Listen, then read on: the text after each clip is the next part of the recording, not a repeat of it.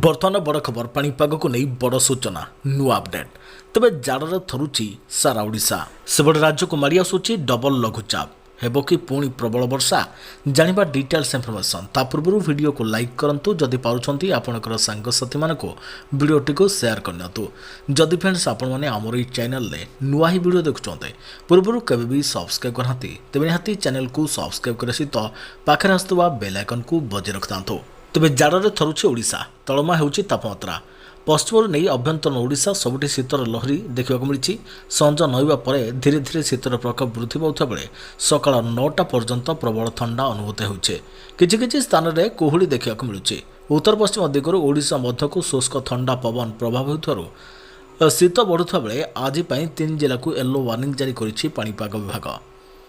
तेबे आज तापमात्रा 2 ରୁ 3 डिग्री पर्यंत ह्रास हो बोली आंचलिक पाणीपाग केन्द्र पूर्वानुमान करिछि फल आज शीत आहरी बढ़ी आज शीत लहरी पर झारसुगुड़ा कंधमाल और सुंदरगढ़ यह 3 जिला को येलो वार्निंग जारी करिछि पाणीपाग विभाग शीत सहित किछि स्थान में घन कुहुड़ी दृश्यमान होबार संभावना रहिଥିବା नहीं विभाग पक्षरु पूर्वानुमान कराଯାଇଛି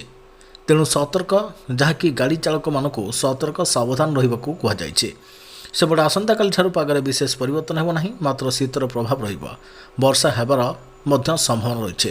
किछि स्थान में कुहुड़ी दृश्यमान होगाकू रही बेले सकाळू सतर्कतार सहित गाड़ी चलाइबा पाणीपाग विभाग परामर्श देइछे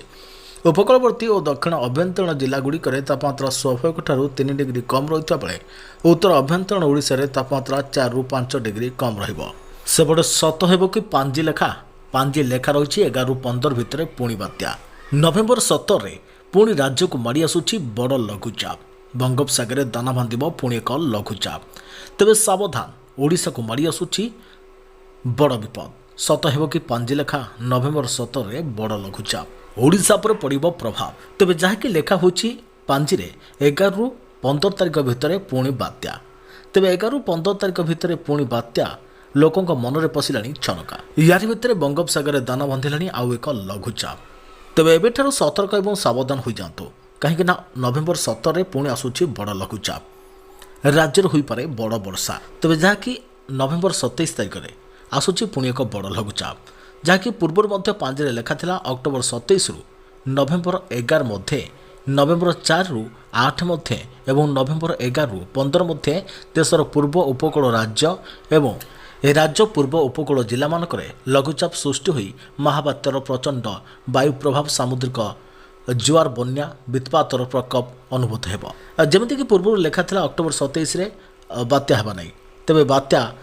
मंथा मध्य तांडव रचिथिला आपण माने समस्त जानिथिबे तेबे नवेम्बर 15 पर 17 रे पुणी एक लघुचाप एबे भी मन में पशिछि बात्या भय अक्टोबर गला तेबे नवेम्बर आसीगला तेबे नवेम्बर में बात्यार भय पशिलाणी आसंता 17 तारिख में लघुचाप संभावना जहाँकि ओडिशा पर रही पारे प्रभाव तेबे आसंता 17 तारिख में बड़ लघुचाप दक्षिण बंगोपसागर लघुचाप क्षेत्र सृष्टि नहीं पूर्वानुमान करछंती अंतर्जातीय पाणीपाग विज्ञानी जासन निकोलस यार प्रभाव में आंध्रप्रदेश तमिलनाडु पुंडुचेरी और केरल में बड़ वर्षा हो पारे तेबे लघुचापर प्रभाव ओडिशा पर कौन रहिबो बर्तमान सुधा कुहाଯାଇ न पारे मध्य आगको सतर्क सूचना जारी कर जाइछे सेपरि आसंता 14 तारिख में दक्षिण बंगोपसागर एक लघुचाप जहाँकि लो प्रेसर नहीं पूर्वानुमान करथिला पाणीपाग विभाग हेले यार प्रभाव ओडिशा पर पड़ न पारे अन्यपटे राज्य में शीतर लहरी संभावना रही पाणीपाग विभाग पक्षर सतर्क सूचना जलीय बाष्प ह्रास सहित उत्तर पश्चिम दिगरू बहुत शुष्क ठंडा वायु प्रभाव में राज्य में खसुछि पारद।